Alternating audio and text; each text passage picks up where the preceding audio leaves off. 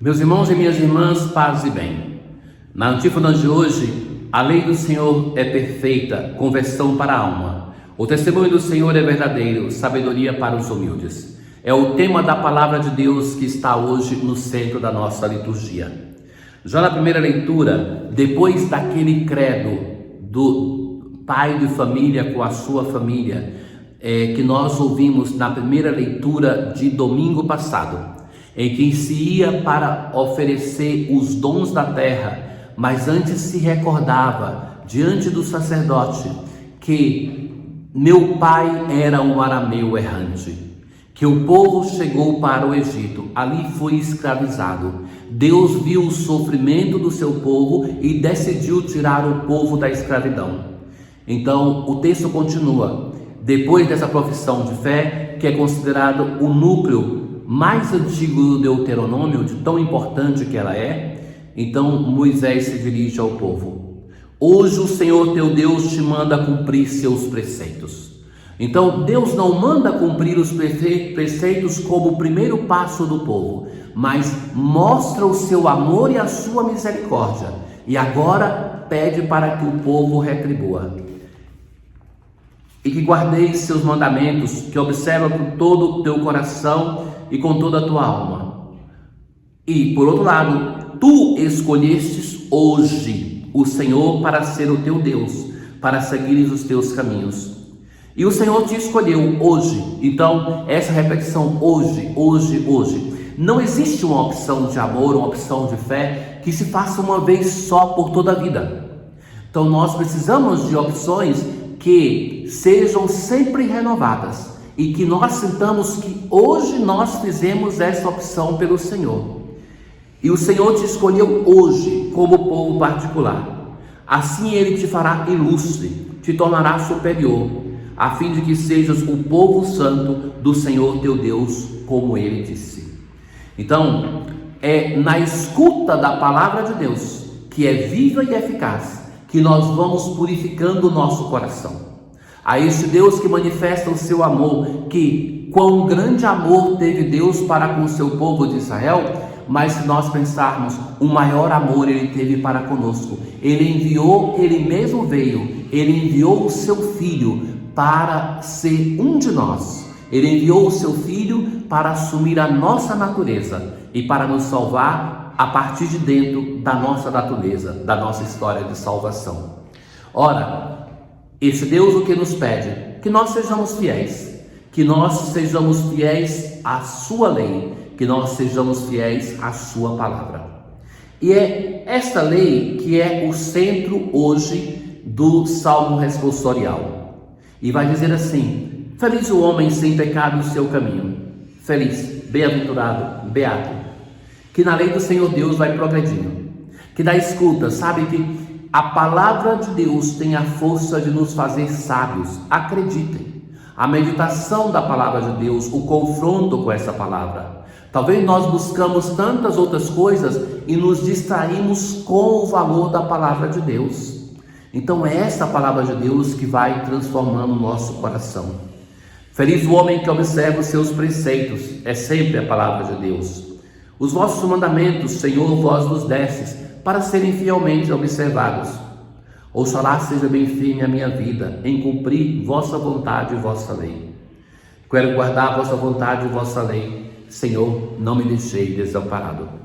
É interessante ver a vida de alguns santos cheio de simplicidade, sem cultura, sem grande conhecimento teológico, que não frequentaram a academia, a escola, pessoas ignorantes, mas que tiveram uma grande sabedoria de vida, meditando a palavra de Deus.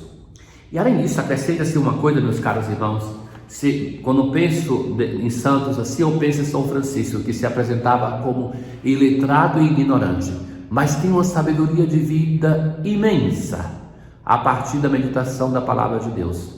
E sabe que São Francisco não tinha tanto acesso à palavra de Deus como nós temos hoje?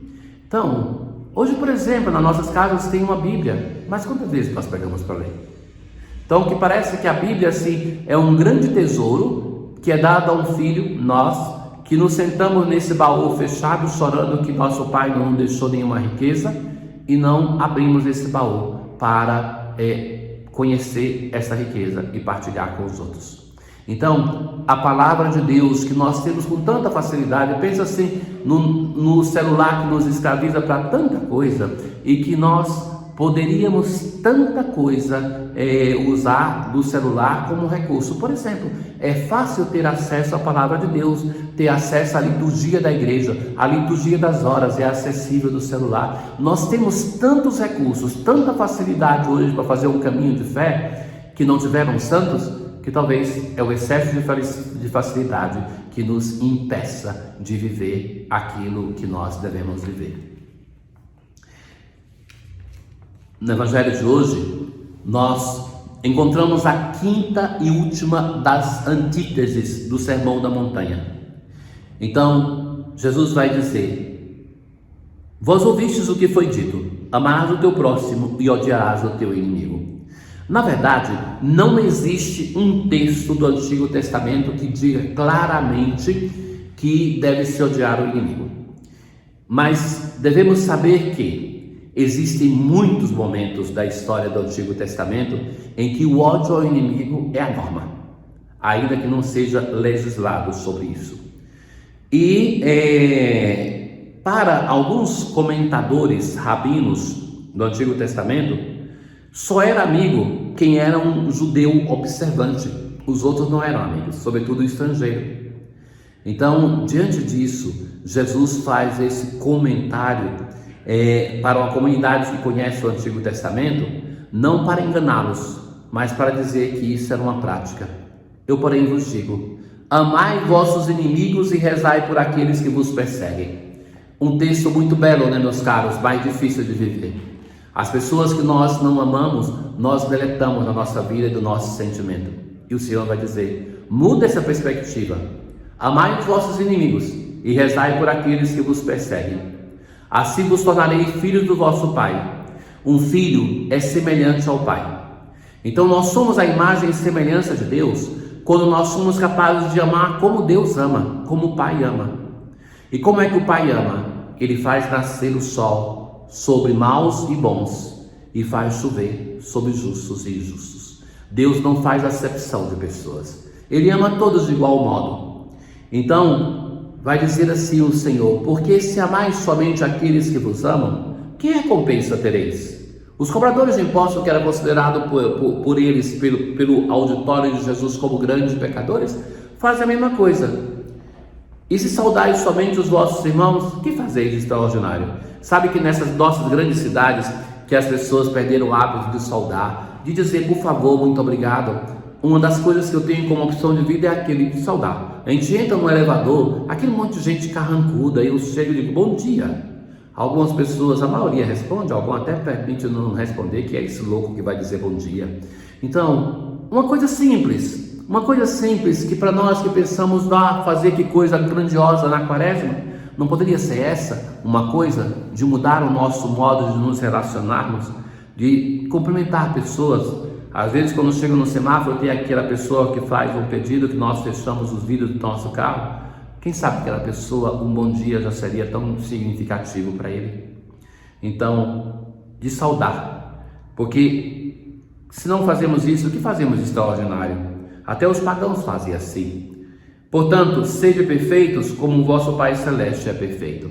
Essa é a norma de vida. A nossa medida é o nosso Deus. Lembram-se que esse texto, na sua citação originária no Antigo Testamento, dizia: sede santos como vosso Pai Celeste é santo. Na releitura que faz Mateus, se torna: sede perfeitos como vosso Pai Celeste é perfeito. E naquela de Lucas: sede misericordiosos como vosso Pai Celeste é misericordioso. Na oração de hoje nós assim rezamos: convertei para vós, ó Pai, nossos corações, a fim de que, buscando sempre o único necessário, esse único necessário quem é? É Deus. E praticando as obras de caridade, nos dediquemos ao vosso culto. Então, 3 aspectos: buscar a Deus, praticar a caridade e celebrar a liturgia, celebrar o culto de Deus. Que essas dimensões da conversão nos ajudem a nos prepararmos bem para a Páscoa. Tenham um bom dia. O Senhor esteja convosco, Ele está no meio de nós. Abençoe-vos o Deus Todo-Poderoso, o Pai, o Filho e o Espírito Santo. Paz.